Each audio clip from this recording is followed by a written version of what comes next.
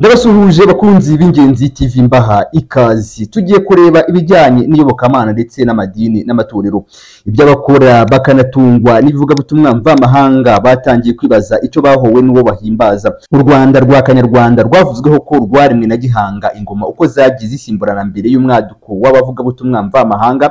Abanyarwanda bagiraga uko basenga Imana y'u Rwanda, dore ko muri ibyo bihe umwaka w'u Rwanda watangiraga muri Nzeri, kuko muri Kanama ari nabwo basangiraga umuganura bishimira umusaruro bejeje. Amateka atwereka ko ivuga butumwa mvamahanga ryageze mu Rwanda mbere ari ryo ryaje rivuga intumwa y'Imana Muhamedi. Abayisilamu ntibigeze bakundana n'Abanyarwanda kuko bababuzaga inzoga. Icyo gihe buri munyarwanda yanywaga inzoga zaje kwitwa gakondo kuko nta nzoga mvamahanga cyangwa izo mu nganda zari ziri mu Rwanda. Iyi ni Ingenzi TV. Byabaye ihame Abanyarwanda ntibigeze bayoboka idini rya Isilamu. Abari bayoboye idini ya Isilamu bumvishaga Abanyarwanda ko kunywa inzoga ari icyaha, ko unywa inzoga abakoze icyaha. Abaporoso nabo bageze mu Rwanda, nabo bigishaga umwami Yesu ko ari we nzira y'ukuri n'ubugingo. Abaporoso nabo bumvishaga Abanyarwanda ko bagomba kureka inzoga kugira ngo bazajye mu ijuru. Abanyarwanda bati aho kureka inzoga nzareke iryo juru.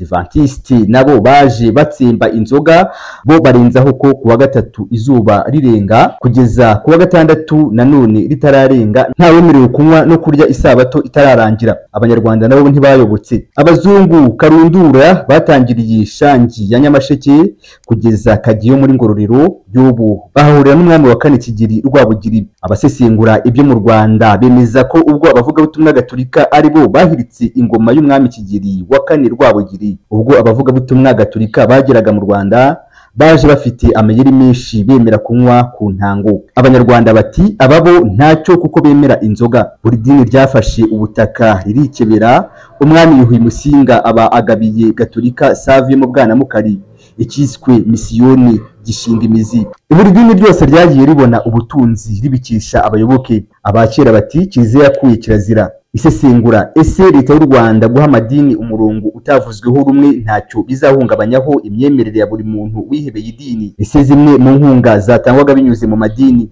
nizihagarara ntacyo bizabangamira uwafashwaga? Ikibazo cyavuzwe cyo kugira ibikorwa remezo. Benshi bati idini nirifunga ibikorwa byafashaga Abanyarwanda bizagenda gute? Kiliziya Gatolika ifite amashuri, ibitaro, ese nayo iraribwa n'iri tegeko rishya? Abakristo bo muri ADPR bo baratangaza ko igihe batangiye cya 10 bakishyirira mu mifuka ntibubake ibikorwa remezo, nibashaka bazifunge. Imana basenga kuki itabahagazeho? Ese bari bavuga ko iyo basenga atari bayari iraza kubagoboka? RGBC yize umushinga neza. Tubiharira Imana y'u Rwanda.